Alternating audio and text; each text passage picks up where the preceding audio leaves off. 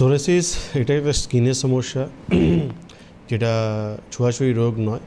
এটা বেসিক্যালি যেটা অনেকরা বলে যেটা হচ্ছে অটো ইমিউন ডিজিজ, যেখানে আমার ইমিউন সিস্টেম যখন উইক হয়ে যায় তখন এই রোগটা আমাদের শরীরে চলে আসে। আর অ্যাকর্ডিং টু আয়ুর্বেদ আমাদের দোষ যখন ডিসব্যালেন্স হয় আমাদের শরীরে, যেখানে বাত আর কফ আমাদের শরীরে যখন বেড়ে যায় তখন এই রোগটা আমাদের শরীরে তৈরি হয়। এটা হচ্ছে সোরিয়াসিস।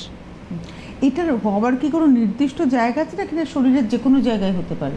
এই রোগটা মাথা থেকে পায়ে যে কোনো জায়গায় হতে পারে, আর এই যখন হয় তারপর আস্তে আস্তে গোটা শরীরটাই কিন্তু মানে ম্যাক্সিমাম জায়গায় কিন্তু কভারেজ করে নেয়। মানে যে কোনো একটা জায়গায় হলেও আস্তে আস্তে আস্তে স্প্রেড করে মাথায় আসবে, এলবোতে আসবে, ফোল্ডিং জায়গায় আসবে, আন্ডার আর্মপিটে, মানে এইসব জায়গায় থেকে চলে আসবে। তো এর কি কোনো নির্দিষ্ট কোনো সিমটমস আছে যে মানে এই রোগটা হচ্ছে? একটা মানুষ বুঝবেন কি করে যে এই চর্মরোগটা সোরিয়াসিসের দিকে যাচ্ছে? সোরিয়াসিস এই রোগটা যে সিমটমস বা যে ক্লিনিক্যাল ফিচার্সগুলো আছে সেটা কিন্তু খুব স্পেসিফিক আছে। যেমন যে আমাদের স্কিন একটা রাউন্ড প্যাচ তৈরি হয়, তারপর একটা সিলভার স্কেলি একটা লেয়ার তৈরি হয়।